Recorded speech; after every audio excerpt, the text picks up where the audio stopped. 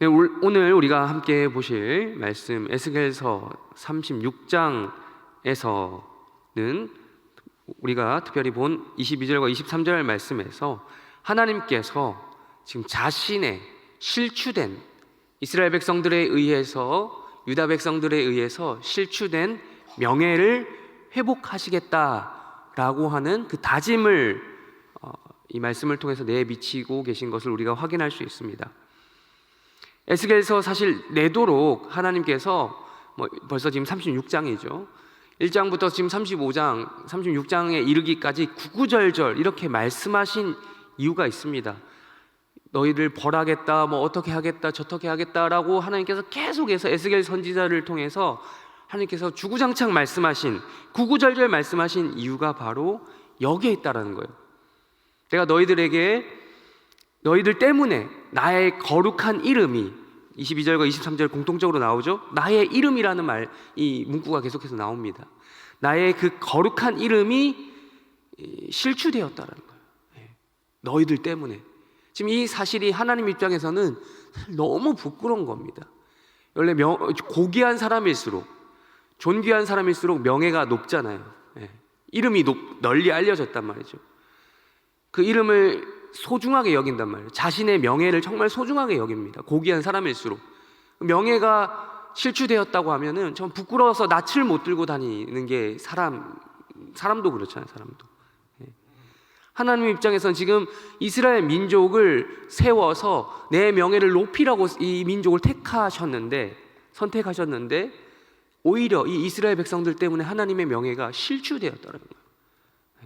하나님을 의지해야 될 그 백성들이 하나님 의지하지 않고 하나님 믿는다고 하면 자꾸 다른 우상들을 찾는 것 자체가, 그런 행동 자체가 하나님의 명예를 떨어뜨리는 일이라는 거죠.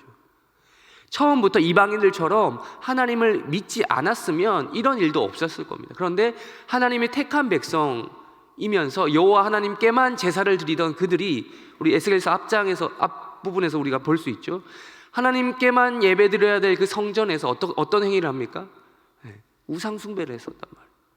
그러니까 하나님을 대놓고 안 믿는 이방인들보다도 못한 행동을 이 이스라엘 백성들, 유다 백성들이 했던 것이죠. 예루살렘 성전 한복판에서 우상 숭배를 했었던 것입니다. 이러한 등등 여러 가지 행동들을 통해서 하나님의 명예가 실추되었다는 겁니다. 너무 부끄러운 거예요, 하나님 입장에서는. 소위 속칭 쪽팔린다라는 말. 그래서 하나님께서 지금 나의 거룩한 이름 때문에라도 어떻게 하시겠다는 거예요? 그러니까 너희를 사랑해서 라는 말보다 우선적으로 나온 게 뭐예요? 나의 거룩한 이름 때문에 너희를 구원하겠다라는 거예요. 그러니까 하나님께서 우리를 구원했다라고 했을 때 그 첫 번째 이유와 목적이 뭐냐면, 우리를 사랑해서라는 말보다 먼저 선행돼야 될 것이 바로 하나님의 자기의 명예를 위해서라는 거예요. 나의 거룩한 이름 때문에라도 너희를 내가 구원하겠다라는. 여기서 한번 이름을 생각해 볼까요? 이름. 하나님의 이름이 뭡니까? 성경에서 우리가 고유 명사로 부르는 그 이름이 뭐예요? 출애굽기에 나오죠? 여호와 하나님이에요. 우리 며칠 전 주일날 말씀도 들었죠? 교수님 통해서 들었던 말씀 뭡니까? 하나님의 이름을 풀면 무슨 뜻이에요? 여호와를. 나는 스스로 있는 자다. I am who I am. 나는 나다라는 말. 나는 나다. 이걸 좀 고귀하게, 고상하게 풀자니까, 번역하니까 나는 스스로 있는 자다 인데, 좀 이걸 편하게 직역하면 나는 나다라는 말이에요. 나는 나다. 우리 이런 말 합니다. 우리 친한 편한 관계 속에서 이게 정말 상대가 저를 못 믿어요. 형이야, 이렇게 형이야. 형 믿어봐, 형이야, 믿어봐라는 말이 이렇게 얘기하잖아요. 형이야. 반대로 오빠야 이렇게 얘기하면은 진짜 우리 오빠가 다 해줄 것 같고 이런 거 있잖아요. 지금 그런 말씀하고 있는 거예요. 나야, 이렇게 얘기하고 계신 거예요.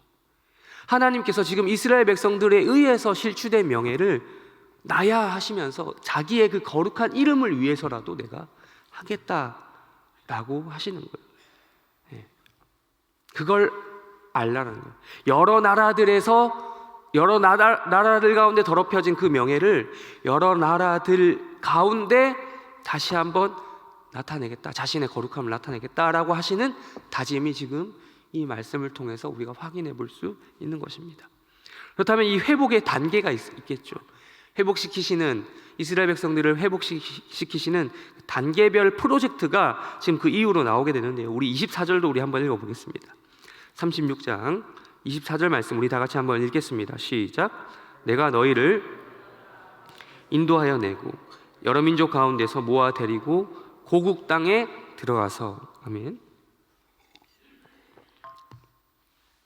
간단하게 말씀드리자면 포로 귀환을 어느 때가 되면 포로를 다시 한번 귀환시키겠다, 돌아가게 하겠다, 다시 그 가나안 땅, 유다 땅에 다시 한번 입성시키겠다라는 말씀입니다. 물론 우리 에스겔서에서는 정확하게 지금 이 본문에서 우리가 볼 수는 없지만 다른 본문들 봐서 70년이 차면 다시 한번 징계의 그 벌을 받는 그 기간이 끝나면 다시 한번 가나안 땅으로 포로 귀환을 시켜주겠다. 너희를 사랑해서, 그 이전에 뭐라고요? 하나님의 자기 명예를 위해서 라는 거예요. 그렇게 들어가서 어떻게 하겠다라고 하는 게 또 다음에 두 번째 단계로 제시가 되죠. 25절도 읽겠습니다. 시작. 맑은 물을 너희에게 뿌려서 너희로 정결하게 하되 곧 너희 모든 더러운 것에서와 모든 우상 숭배에서 너희를 정결하게 할 것이며. 그렇게 포로 귀환시키셔서 어떤 목적을 이루시겠다는 거예요. 다시 그 땅을 찾는 것, 거기 가서 잘 먹고 잘 다시 농사 잘 짓고 요런 수준을 이야기하는 게 아니라 뭐에 대한 목적으로 연결이 됩니까? 더럽혀진, 우상 숭배로 더럽혀진 그 제사를 회복시키시겠다라는 겁니다. 제사의 회복입니다. 그런 제사를 회복시키기 위한 단계로 깨끗함이 필요한 거예요. 정결하게 하는, 더럽혀진 그 제사를 깨끗하게 하는, 그 맑은 물을 마치 뿌려서 이스라엘의 정결례 아시죠? 이 제사법 가운데 물을 뿌려서 정결케 하잖아요. 손도 씻고 물두멍에서 그 재물도 씻고 이런 일들이 있잖아요. 이게 씻겨서 뿌려서 정결하게 하겠다라는 말씀을 하고 계신 거예요. 우상 숭배로부터 더럽혀진, 그게 바로 이스라엘 그리고 유다 민족이 멸망했던 주요 원인 아니겠습니까? 그 제사 회복이 관건인 것이죠. 그렇다면 다시 한번 여기에 나와 있진 않지, 문자적으로 나와 있진 않지만 그 제사 회복이 되려면 뭐가 다시 한번 회복이 돼야 됩니까? 지금 바벨론에 의해서, 그 나라에 의해서 뭐가 무너지죠? 예루살렘 성벽도 무너지지만 뭐도 무너집니까? 성전도 무너지잖아요. 그러기 위해서 다시 한번 성전도 건축이 재건이 되어야 되는 것입니다. 무너진 그 성전, 제사를 드리기 위한 장소로서 성전 재건이 이루어지는 거예요. 그래서 에스겔서 그 뒷부분에 보시면, 뒷부분으로 넘어가면 그 성전 환상도 보게 되거든요. 성전이 다시 한번 세워지는 그 환상도 에스겔 선지자가 보게 되는 것입니다. 뒷부분에서. 우리 26절도 읽어보겠습니다. 제사회복 두 번째 단계, 우리 26절과 27절 우리 한번 읽어보겠습니다. 다 같이 읽겠습니다. 시작. 또 새 영을 너희 속에 두고 새 마음을 너희에게 주되 너희 육신에서 굳은 마음을 제거하고 부드러운 마음을 줄 것이며 또 내 영을 너희 속에 두어 너희로 내 율례를 행하게 하리니 너희가 내 규례를 지켜 행할지라. 아멘. 제사회복 두 번째, 그러한 제사를 드리기 위해서 다시는 우상숭배 하지 않게 하는 그 방식, 이전의 방식으로 안 되겠다는 거예요. 하나님이 율법도 주시고 이것도 주고 이거 이렇게 해라 저렇게 해라 했는데 됐습니까? 안 됐어요. 왜? 마음이 안 바뀌었거든요. 마음이, 영 자체가 잘못된 거예요. 마음 자체가 잘못된 거예요. 그래서 하나님께서 지금 어떻게 해주겠다고요? 너희 속에 뭘 주겠다고요? 새 영을 주겠다, 새 마음을 주겠다는 거예요. 새 마음. 지금 오늘 개천절이죠. 개천절이 뭡니까? 하늘이 열린 날. 이 새 영이 부어져야지 이 하나님에 대한 하늘이 열리는 거예요. 하늘이, 새 영. 그러니까 이스라엘 백성들이 이전까지 드리던 제사는 대부분 물리적인 제사, 특별히 이스라엘이 유다가 멸망하기 직전의 상태는 형식적인, 우리가 흔히 하는 말로 형식적으로 드려야 하니까 어쩔 수 없이 드리는 그런 제사와 예외였던 거죠. 하나님께서 근데 여기서 요구하시는 그 제사의 본질을 이야기해 주고 싶어요. 뭘로 드리는 제사요? 새로운 영으로 드리는 제사, 새로운 마음으로 드리는 제사. 신약의 언어로 바꿔 말하면 성령으로 드리는 예배인 겁니다. 성령이 임재하시는 그 예배, 신령과 진정으로 드리는 예배가 너희 가운데 일어나야 된다. 회복을 약속하시면서 이것을 보장하시고 계십니다. 그래서 신약 성도들이 드리는, 지금 이 시간 모여서 드리는 예배는 성령으로 드리는 예배인 것입니다. 성령이 우리 마음 가운데 내주하심으로, 거주하심으로 그 성령으로 드리는 것, 우리의 육신과 혈기로 드리는 예배가 아닌 것이죠. 영적인 제사가 바로 이것이에요. 성령을 주입시켜 주겠다라는 것이 지금 26절과 27절 속에서 우리가 확인해 볼 수 있는 것입니다. 그래서 그 목적이 또 이어서 27절에서 이야기하고 있죠. 성령이 우리 가운데 들어오면 우리가 새 영으로, 새 마음으로 예배를 드리게 될 것인데, 그 목적이 뭡니까? 율례를 행하게 하겠다. 제가 지금 잠깐 26절에서 빠뜨린 게 있는데요, 26절에 보시면 굳은 마음과 부드러운 마음이라는 단어가 나오죠. 그래서 굳은 마음이라는 것은 언어로 직역하면 돌이란, 굳은 마음이라는 것은 한글로 번역한 것이고 원어로 보면 돌이에요. 돌. 그리고 부드러운은 고기 덩어리예요. 그러니까 이걸 한글로 표현하자 보니까 돌마음, 고기 마음 이렇게 할 수가 없잖아요. 그렇게 번역할 수 없잖아요. 그러니까 굳은 마음, 부드러운 마음 이렇게 번역을 한 것인데, 이런 마음을 우리 가운데 두면 어떤 일이 일어난다고요? 율례를 진심으로 행하게 된다. 형식적으로 해야 되니까 하는 그런 율법 말고요, 진짜 하나님을 사랑해서 하나님의 성령이 우리 안에 충만하게 되어졌을 때 행하게 되는 그런 율법의 율례를 행하게 되는 이런 일들이 일어나게 될 것이다 라는 것입니다. 진심으로 하는. 이렇게 되면 궁극적으로 하나님께서 요구하시는, 하나님 원하시는 무언가가 성취가 되죠. 그 목적이 이루어지죠. 마지막 28절이 이렇게 이야기하고 있습니다. 우리 28절 읽겠습니다. 시작. 내가 너희 조상들에게 준 땅에서 너희가 거주하면서 나는 너희 하나님이 되리라. 아멘. 우리 성경 좀 읽어보신 분들은 이 표현이 익숙하실 겁니다. 여기만 나온 단어가, 이 문장이 아니에요. 출애굽기 6장에서 모세가 처음으로 이스라엘 백성들, 그리고 바로 앞에 나가기 전에 I am who I am 뭐 이런 거 얘기할 때쯤에 하나님께서 주신 말씀이에요. 이스라엘 백성들 그 출애굽하기 전에, 출애굽 직후에 이스라엘 백성들이 불평하잖아요. 우리 너무 차라리 이럴 바에 뭐 하는 게 낫다고요? 이렇게 출애굽 나오면서 이런 고생 겪을 바에 어떻게 하는 게 낫겠다고요? 그냥 거기서 우리가 애굽에 살 때는 그래서 잘 먹고 잘 살았다 이런 얘기 하잖아요. 근데 하나님 왜 굳이 수고스럽게 그들을 이집트에서, 애굽에서 출애굽 시키시면서까지 그런 고생을 하셨습니까? 이 말씀 때문에. 너희는 내 백성이 되고 나는 너희의 하나님이 되겠다라고 하는 이 약속 때문에 굳이 이스라엘 백성들을 끄집어내신 거잖아요. 출애굽기 6장에서 이런 말씀하시고 또 레위기 26장에서도 이 말씀하셔요. 여러 번 반복하신 말씀이에요. 또 레위기 26장에 보면 여기서도 나오죠. 하나님께서 너희에게 뭐 하시겠다고요? 내 백성이 되고 너희 하나님 되게 하겠다면서 뭐 하겠다는 표현이 앞에 나옵니까? 너희에게 뭐 하겠다? 거주하면서. 거주하기 위해 하나님이 우리 가운데 거주하신다라는 구약적 표현이 뭡니까? 뭘 짓습니까? 뭘 세우는 겁니까? 성전입니다. 성막, 성전. 그것 가운데 하나님께서 우리 가운데 거주하겠다라는 표현이 등장합니다. 마찬가지 여기서도 너희가 그 땅에서 거주하면서 하나님이 어떻게 하겠다고요? 우리 하나님이 되겠다라는 것이 이야기하고 있거든요.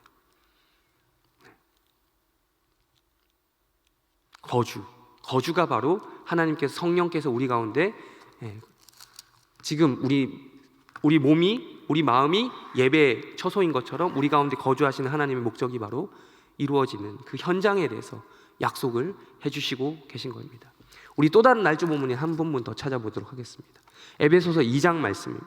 에베소서 3장 말씀인데 에베소서 2장부터 우리 한번 먼저 읽어보도록 할게요. 어제 본문이지만 에베소서 2장 20절부터 22절까지 우리 한번 읽어보겠습니다. 에베소서 2장 20절부터 22절까지 읽겠습니다. 시작. 너희는 사도들과 선지자들의 터 위에 세우심을 입은 자라. 그리스도 예수께서 친히 모퉁이 돌이 되셨느니라. 그의 안에서 건물마다 서로 연결하여 주 안에서 성전이 되어가고 너희도 성령 안에서 하나님이 거하실 처소가 되기 위하여 그리스도 예수 안에서 함께 지어져 가느니라. 아멘. 여러분, 이 에베소서 2장 말씀 이 부분 읽어보셨을 겁니다. 여러분 어떤 이미지를 떠올리셨습니까? 지금 이걸 조금만 생각해서 읽어보면 이게 지금 뭔가 건물 이미지를 이야기하고 있구나, 건축의 이미지를 지금 쓰고 있구나 라고 하는 걸 알 수 있어요. 근데 이게 그냥 일반 건물이 아니고요, 성전 건물을 이야기하는 겁니다. 성전. 에베소서 여기뿐만 아니라 곳곳에서 발견할 수 있는 이미지가 바로 성전입니다. 에베소서 하면 우리는 교회론이라고 우리가 바꿔서 조직신학적인 용어로 교회론을 잘 이야기해주고 있다라고 합니다. 교회라는 공간을 우리가 일반적으로 이 공간, 장소, 예배드리는 장소로서도 우리가 자주 말하죠. 교회. 교회론, 건물, 건축, 성전에 대한 이야기가 빠질 수가 없겠죠. 성전을 지칭하는 것이죠. 성전이 어떤 곳이라고 제가 방금 말씀드렸습니까? 하나님이 거주하시는 공간이라, 거주. 그것이, 그러니까 우리 몸도 성전이 될 수 있는 거예요.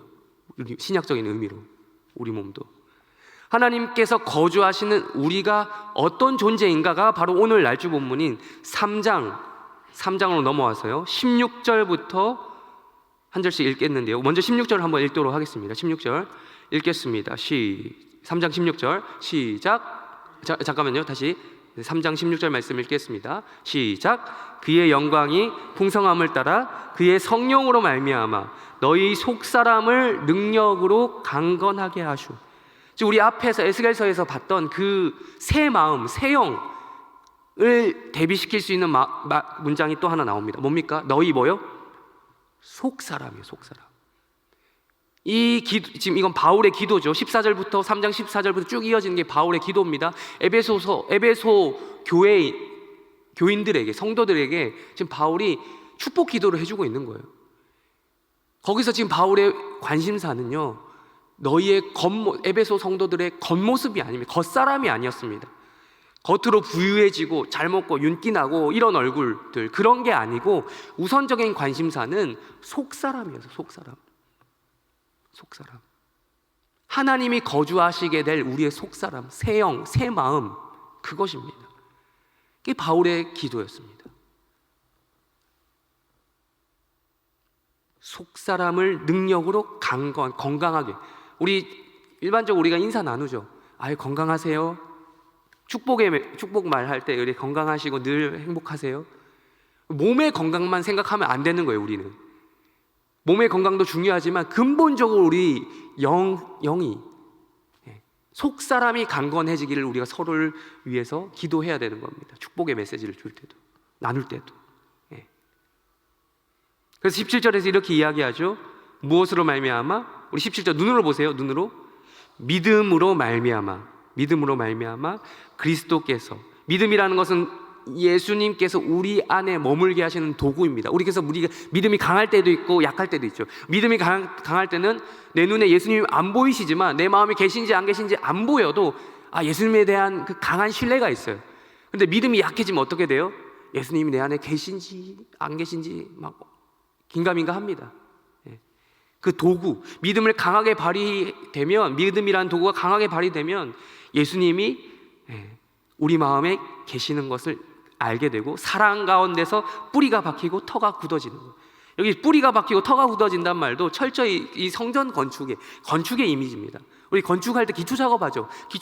기초 공사가 생각보다 오래 걸리더라고요. 제가 건축에 대해서 잘 알지 못하지만 기초 공사 하는데 거의 흔히 하는 말 한 세월이다.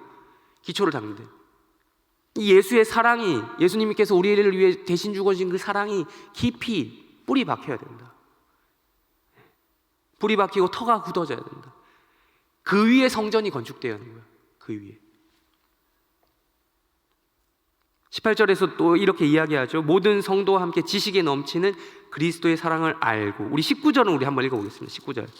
19절 다 같이 한번 읽어보겠습니다. 시작. 그 너비와 길이와 높이와 깊이가 어떠함을 깨달아 하나님의 모든 충만하신 것으로 너희에게 충만하시기를 구하노라. 아멘. 그 사랑을 알되 18절에서 말하는 것처럼 그 그리스도의 사랑을 분명히 알되, 그 지식적으로 깨달아 알되, 어느 정도로요? 그냥 알면 돼, 이 정도가 아니라 어느 정도 수준의 것을 지금 바울이 축복하며 기도합니까? 그 너비와 길이와 높이와 깊이가 어떠함을 깨달아 알기를 원한다. 근데 여기서 말하는 지금 이 측량하는 사이즈죠, 사이즈. 이 사이즈가 뭘 이야기하는 거예요? 성전의 사이즈인 거예요. 성전. 예루살렘 성전 얼마나 거대했겠습니까? 그리고 에스겔서에 나오는 환상 가운데 나오는 성전도 사이즈가 좀 독특하거든요. 그 사이즈, 건물에는 분명한 사이즈가 있습니다. 그 사이즈를 통해서 위대함을 알 수 있죠. 우리 해림교회 지나다니면서 사람들이 다 압니다. 이 동네 사는 사람들 해림교회를 모르는 사람이 거의 없어요. 왜냐하면 지나가면 해림교회가 이 정도 규모로 지어졌기 때문에 다 아는 거예요. 또 심지어 타 지역에서도 해림교회를 아는 경우가 많이 있습니다. 성전의 규모가 있기 때문에. 그 사이즈를 깨닫되 어느 정도로 하나님의 모든 충만하신 것으로 너희에게 충만하시기를 구하노라. 충만함. 예루살렘 성전이 처음 지어졌을 때 어떤 일이 있습니까? 우리 그 50주년 책자에도 나오는데, 우리 여기 입당 예배 드릴 때 선포된 말씀, 그 즈음에 담임 목사님에 의해서 선포된 말씀, 역대기 말씀 기억하십니까? 하나님의 임재 어떤 식으로 채워집니까? 연기가, 구름이 가득 채워진. 성막 시절에는 구름이 가득 채워졌고 솔로몬 성전 시절에는 연기가 가득 채워졌다. 그 말씀 기억하십니까? 여기 충만은 바로 그걸 얘기하는 거예요. 성령의 충만한 임재가 이 성전 가운데 있기를 구하겠다. 너희라고 하는 교회 가운데, 에베소 교인들 너희들 하나하나 가운데, 비록 에베소 교회는 그때 당시 버젓한 건물은 없었을지도 모르겠습니다. 초대교회 당시에 숨어서 예배 드리는 사람들이 많았고 모여서 예배 드렸다 하더라도 가정교회 수준이었을 것이 거의 확실합니다. 바울은 그렇게 기도하는 거예요. 예루살렘 성전을 그리면서 그 사이즈 그리면서 너희의 너비와 길이와 높이와 깊이가 감히 측량할 수 없지만 측량할 수 있는 그러한 사이즈, 그리스도의 사랑이라고 하는 그것으로 너희가 가득 채워지기를, 성령으로, 새 영으로, 새 마음으로 너희가 채워지기를 간절히 구한다라고 지금 축복 기도하고 있는 것입니다. 그 목적이 무엇인가? 바로 우리가 하나님께서 영광 받으시기 원한다라는 그 단순한 목적이요. 성전 건축의 목적, 제사를 드리기 위해서 성전이 있다고 말씀드렸죠. 우리가 이렇게 예배당을 잘 지은 이유가 무엇입니까? 하나님께 예배드릴 공간을 위해서 이렇게 만든 것이지 않습니까? 그 목적. 그것이 무엇입니까? 그 제사를 드리면서 예배, 영적인 예배, 신령한 그냥 예배를 형식적으로 드릴 수도 있지만 신령과 진정으로 예배를 드려야 되는 목적이 무엇입니까? 하나님의 명예 회복이 바로 일어나는 장이 될 수 있기 때문입니다. 한국교회, 모든 한국교회가 그러진 않지만 대부분의 한국교회가 잘하려고 발버둥 치지만 실질적으로 하나님의 명예가 회복되지 못하고 되어야 된다라고 주장하는 데는 그 반면 이면에 이런 이야기가 있지 않습니까? 하나님의 명예가 그만큼 실추되고 있다는 거예요. 교회에 의해서, 이스라엘 백성들에 의해서 하나님의 명예가 실추되었던 것처럼 교회에 의해서 하나님의 명예가 세워지기도 하지만 반대로 떨어지기도 한다는 거예요. 우리가 이렇게 성전을 세우고 하나님께 예배드리는 이유는 하나님의 명예를 세우기 위한 것이죠. 그것이 이루어지는 장이 바로 여기가 되어야 된다라는 것입니다. 그러기 위해서 우리는 오늘 아침 이 시간 새벽 예배 나오시면서 여러분들이 성령으로 새롭게 된 우리가 드리는 예배를 통해서 성령으로 충만한 하나님의 임재를 구하는 그런 예배를 매 순간 드릴 수 있는 그런 기도를 나누셔야 됩니다. 사도 바울의 기도 있죠. 3장 16절부터 14절부터 쭉 이어지는 그 기도가 우리의 기도가 되어야 되는 거예요. 여기에 모인 우리의 모두가, 또 해림교회 모든 성도들이, 하나님을 믿는 모든 성도들이 속사람이 강건하게 되게 해달라고 우리가 기도해야 되는 것입니다. 두 번째, 그리고 여기서 끝나는 것이 아니라, 우리가 지금 시간이 없어서 읽지는 않겠지만 8절부터 10절까지의 말씀을 보면요, 그것에게만, 우리 자체, 성도들 자체에게만 관심이 있는 게 아니고 그리스도의 충만한 풍성한 그 사랑이 어디까지 전달되어야 된다라고 말씀하고 있냐면 이방인들에게까지. 즉 교회가 세워진 목적은 하나님의 명예를 세우기 위함인데, 실주된 하나님의 명예를 세우기 위함인데, 첫 번째는 우리 성도들의 속사람이 강건하게 되는 것이고, 두 번째, 이 속사람이 강건하게 된 것이 이방인들에게도 전파되어야 된다. 하나님의 명예를 온 열방 가운데 선포하기 위해서, 즉 복음을 전하기 위해서 이 교회가 존재하고 있다라는 것이에요. 오늘 새벽에 나오신 여러분들을 축복합니다. 이러한 두 가지 목적을 제가 말씀을 통해 설명드렸습니다.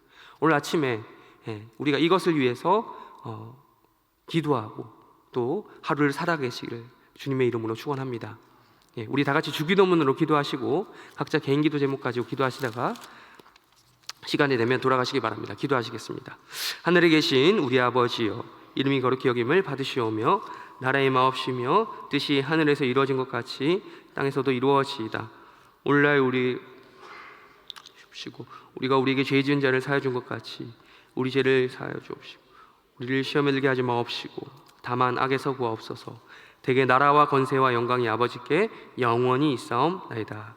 아멘.